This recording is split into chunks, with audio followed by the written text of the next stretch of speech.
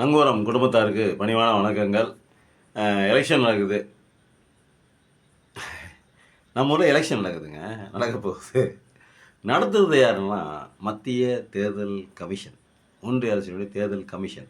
அந்த கமிஷனர் இருக்கார் பார்த்தீங்களா, அந்த கமிஷனர் பிரதமர் மோடியுடைய தாய்மாமனுடைய பையனா, அவங்க அம்மா கூட பிறந்தவருடைய பையனா. அவர் ஞானேஷ்குமாரா, சரி இருக்கட்டும், எந்த குமாராக இருந்தாலும் நமக்கு என்ன, தேர்தல் நடத்துகிறாங்க. நம்ம ஊரில் எலெக்ஷன் நடக்க போகுது. யார் எதைப்படி, அந்த இந்திய அரசியலமைப்பு சட்டத்தின்படி நம்ம ஊரில் எலெக்ஷன் நடக்க போகுது. ஆனால் அந்த தேர்தல் கமிஷன் இந்திய அரசியலமைப்பு சட்டப்படி இயங்குதா அப்படின்னு நம்ம கேட்குறோம்ல, அதுக்கு பதில் சொல்லணும்ல. ஒரு பைய கூட பதில் சொல்ல மாட்டான்.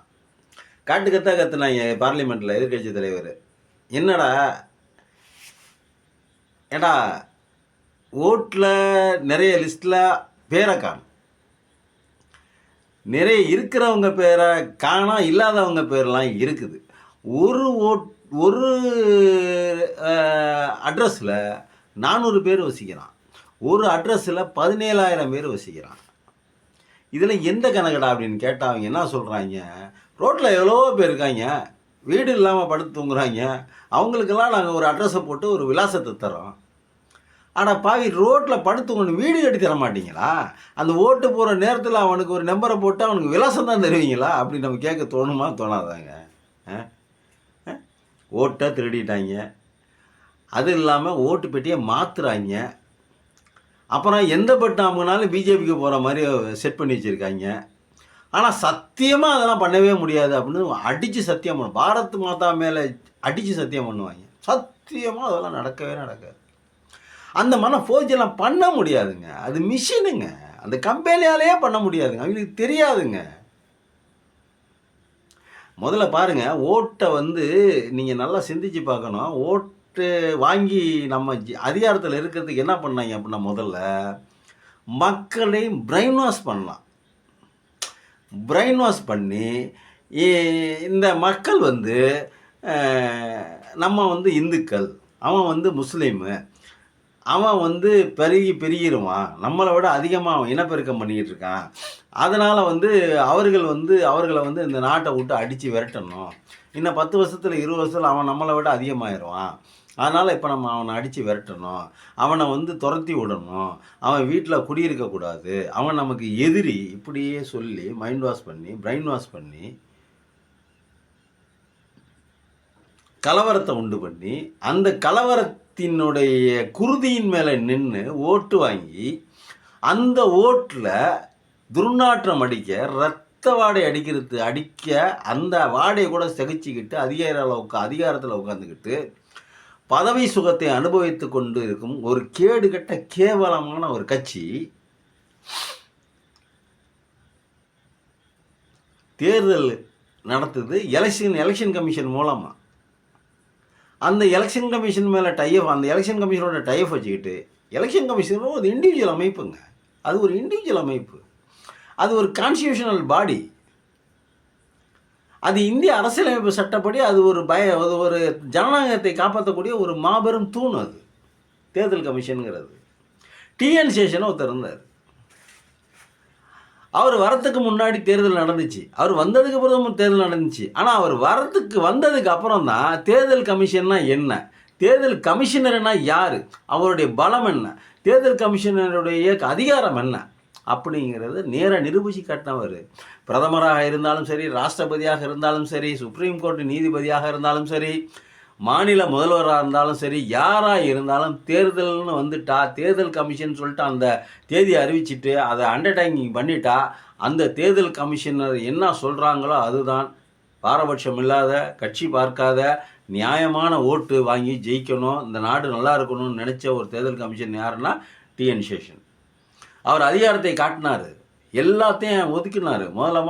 முதல்லலாம் அவ்வளோ நெருக்கடி இருக்கும் தேர்தல் கமிஷனர்களுக்கு, தேர்தல் அலுவலர்கள். ஆனால் அவர் வந்ததுக்கப்புறம் தான் இந்த நெருக்கடியெல்லாம் இங்கே வேலைக்கு ஆகாது அப்படின்னு சொல்லிட்டு ப்ரூவ் பண்ணவர் டிஎன் சேஷன் அவர்கள். ஆனால் அதுக்கப்புறம் அவரும் ஒரு தேர்தல் கமிஷனர். இந்த ஞானேஷ்குமார் அப்படிங்கிறவரும் ஒரு தேர்தல் கமிஷனர். அவரும் இந்திய தலைமை தேர்தல் கமிஷனராக இருந்தார், இவரும் இந்திய தேர்தல் கமிஷனராக இருக்கார். அவரும் ஒரு மனுஷன்தான், இவரும் ஒரு மனுஷன்தான். அவருக்கு 6 அறிவு இருந்துச்சு. இவருக்கு எத்தனை அறிவுங்கிறத நீங்கள் தான் யோசித்து பார்க்கணும்.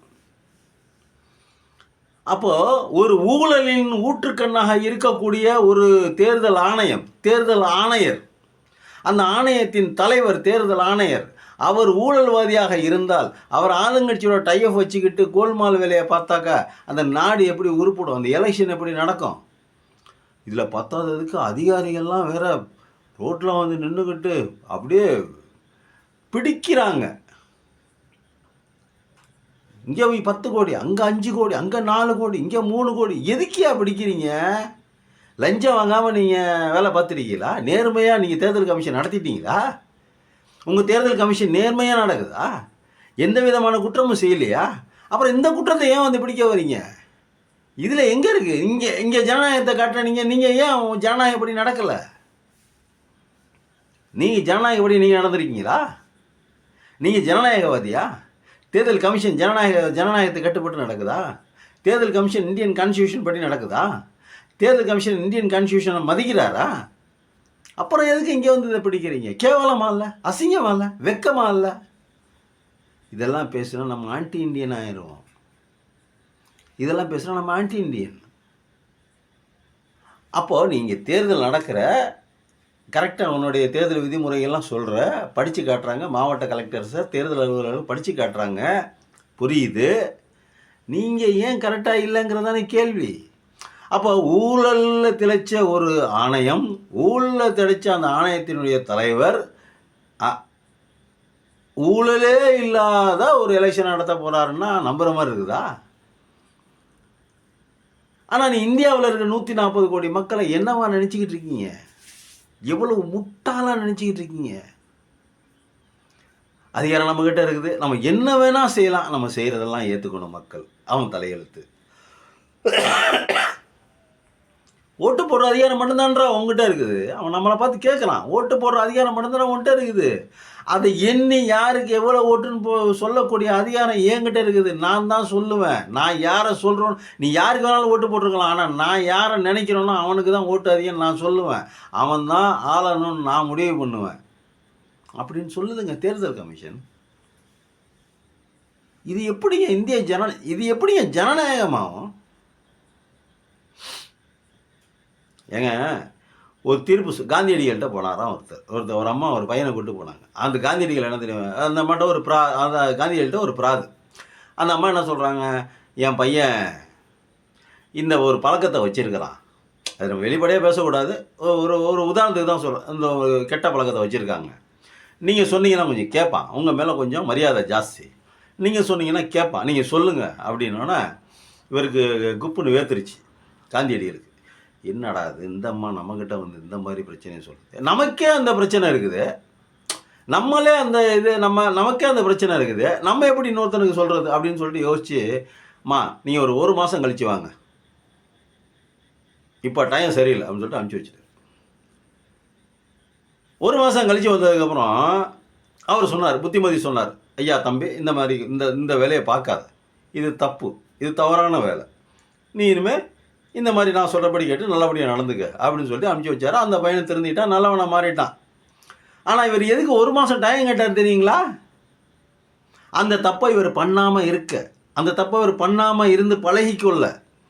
ஏன்னா நான் குற்றம் செய்து கொண்டு ஒருத்தனை குற்றத்தை செய்யாதன்னு சொல்கிறதுக்கு எந்த அதிகாரமும் இல்லை. நான் அந்த குற்றத்தை செய்து கொண்டு நீ எந்த குற்றமும் செய்யாத அப்படின்னு சொல்லக்கூடிய அதிகாரம் இல்லை. நான் முதல்ல அந்த குற்றத்திலிருந்து விடுபட்டு அந்த குற்றத்திலிருந்து வெளியேறி நான் குற்றமற்றவனாக இருக்கும் பொழுது தான் இன்னொருத்தனுக்கு தம்பி இந்த தப்பை செய்யாத அப்படின்னு சொல்லணும், சொல்கிறதுக்கு முடியும். அப்போ அந்த சொல்லுக்கு வேல்யூ இருக்கும், அந்த சொல்லில் அறம் இருக்கும், உண்மை இருக்கும், நீதி இருக்கும், நேர்மை இருக்கும், எல்லாமே ஒன்று தான் தெரியும். எல்லாமே ஒன்று தான்டா கோவம் அப்படின்னு சொல்லாதீங்க, எனக்கு தெரியும். கோவம் அப்படி பேச வைக்கிது. அப்போ நீ சொல்கிற வார்த்தைக்கு மரியாதை இருக்கும் அந்த இடத்துல. தம்பி இந்த குற்றத்தை செய்யாதப்பா அப்படின்னா அந்த சொல்லில் இருக்கக்கூடிய அந்த உண்மைத்தன்மை இருக்குது பார்த்தீங்களா, அந்த உண்மைத்தன்மை அவனுக்கு உரைக்கும். அந்த உண்மைத்தன்மை உரைக்கிறதுனால ஐயா அப்படி சொல்கிறாங்க நம்ம செய்யக்கூடாது அப்படின்னு நினைக்கும். அப்போது நீ ஊழலற்றவனாக இருந்து நீ நல்ல ஒரு தேர்தல் நடத்தியிருந்தா பரவாயில்ல, நீயே திளைச்சி போய் நீச்சல் அடிக்கிற குளத்துல மாதிரி குளம் மாதிரி கட்டி வச்சு அதில் நீச்சல் அடிக்கிறீங்க. ஆனால் நீங்கள் தேர்தல் நடத்துகிறீங்க. எப்படி சாத்தியம்? நேர்மையாக நடக்குமா? நியாயமாக நடக்குமா? ஒழுங்காக நடக்குமா? எதுக்கு எஸ்ஐஆர் இவ்வளோ அவசர அவசரமாக செஞ்சு முடிச்சிங்க தமிழ்நாட்டில்? எவ்வளோ பேர்த்த சட்டவிரோதமாக, எவ்வளோ பேர் சட்டத்துக்கு புறம்பாக எவ்வளோ பேர்த்த நீக்குனீங்க? எவ்வளோ பேர்த்த சேர்த்தீங்க? இதுக்கு ஏதாவது பதில் இருக்கா?